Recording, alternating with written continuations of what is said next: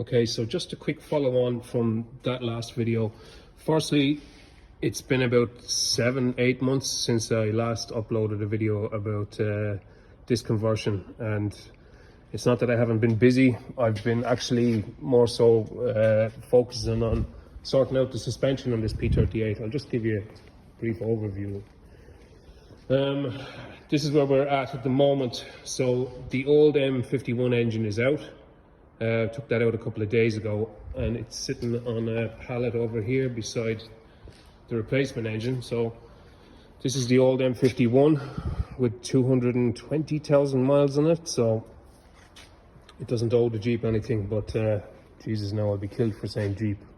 It doesn't owe the vehicle anything, let's say.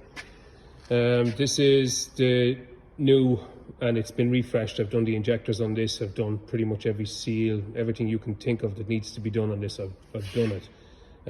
Ignore that box of stuff. That's just cables and stuff that came off the 530D, but this engine is pretty much ready to go in. It's missing its alternator at the moment. We temporarily took that off to sort out another car, but it's going back on there in a week or two. But anyway, that's the M57N engine that's going into this P38. Back over to the table, I showed you previously, this is the adapter that came from Tamsin Smith in the UK. So this is actually a spare Borg-Warner transfer box that I have, and I've split this apart. I got a rebuild kit from Ashcroft's in the UK. It's basically bearings and seals and bits like that, and I split this apart with the intention of doing the bearings and doing all the bits in it. Now, the guy that I bought this off above in Mayo had said to me at the time that it came out of a P38 with 80,000 kilometers on it. So of course, I mean, I wasn't going to take anyone's word for it, but when I stripped it down and had a look at the bearings and the seals in it, it's pretty much a brand new transfer box. Even the chain and everything is great in it. So rather than use that kit from Ashcroft's on this transfer box, what I'm going to do is, when the transfer box comes off that P38, which has 380,000 kilometers on it, this P38 has, I'm going to instead rebuild that transfer box with that kit, and then I'll have a good spare transfer box. So what have we done since? Pretty much all the suspension has been redone. It has custom, you probably can't see them from here, it has custom adjustable panhard rods. Now you can't see them, I'll show you in another video. You can. So they're adjustable panhard rods to take into account for the fact that it's on a 2-inch lift. That's the R380 manual 5-speed box. That's coming out. The transfer box that's in this is also coming out. And what I'm going to do is I'm going to take the viscous coupling from that transfer box, because I know it's a good viscous coupling. I'm going to mate it to the one I have on the table, and then that one on the table is going to go in here instead of it. And that'll give me time to rebuild that transfer box. But yeah, there's a lot of bits and pieces that have come off it. Some of the stuff I'll be reusing, some of the stuff I won't be reusing. Let me see. This is the new radiator. That came from Tamsin also. Been busy, as you can see, inside the vehicle. The whole dash is ripped apart. It looks like chaos, but I know where everything goes. So I've been working on the heater box and the blend motors.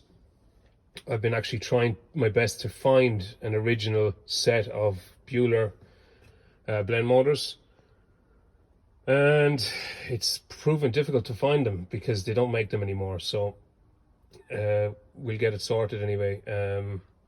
Some of the problems that I'm going to run into with this conversion, because this is an M57N as opposed to the earlier M57, I'm told that the gauge cluster, when this is all wired up, the gauge cluster won't immediately work with that engine. So there's a chap over in France, Maxime is his name. He has done this conversion, and he has taken the dials out of the BMW gauge cluster, and he has soldered them in to this one to make it work, and it works for him. So that's a little bit further down the line. What I plan to do with this eventually is, you can even see the headliner is off on this 4x4 at the moment. See, I'm being careful not to say Jeep, just in case I get any shit for it.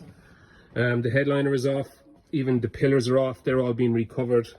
The carpet is coming out of this, the seats are coming out, this is all going to be re-leathered. The whole inside is going to be redone. basically so far into it now, there's no point in taking shortcuts. You can see a lot of the bits and pieces are thrown back here at the moment, and the headliner is out.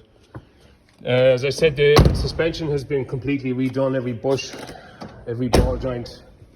So I took care of all that stuff while I was waiting for parts for this engine conversion. I was hoping to have this vehicle up and running by last Christmas. It didn't happen because there was delays with parts and stuff like that.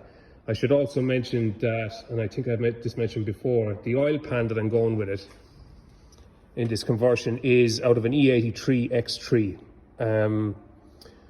So if you want to, you can go on to, this vehicle has its own Instagram, which is Range Rover P38 IRL, and you'll see everything in more detail that's been done with it from the moment I bought it up until now.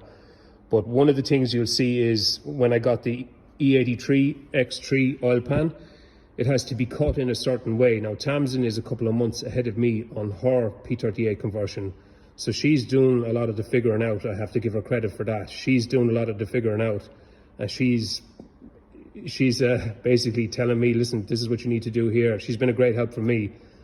So she actually figured out which oil pan was needed. She showed me basically how to cut it, where to cut it, and it's going to be sent to someone who can weld cast aluminium, and he's going to sort it out for me. So once that comes back, once that oil pan comes back, I can take this original oil pan off the M57N, put the E83 one on. I can bolt that to the gearbox, which is on the table. With the adapter, well, what I'll probably do is I'll take the transfer box out of this and I'll switch it for that one. So that'll be in place, and then we'll put the engine and gearbox together and we'll mate it up together. Now, from what I'm told, the driver's side mount should line up to the engine, which is great. It's great to have any of them mount up.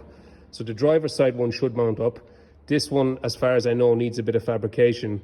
And there's going to be issues with the turbo here as well, in that the turbo, the original turbo on that engine is vacuum actuated. And because of that, the vacuum part is striking this chassis rail. So I'm going to have to figure that out as well, in terms of probably go to electric actuator, which I actually have. I've done it over here.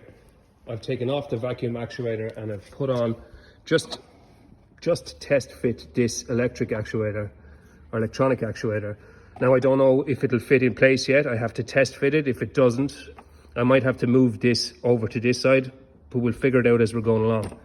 Another thing with this conversion is, because you're basically fitting an engine to a gearbox that, I'm not saying it hasn't been done before.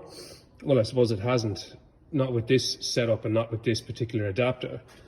So in order to get the gear shifter, I had to get these two gear shifters. One of them is from, now, if I can remember rightly, one of them is from a 520D and the other, I think, is from a 335i.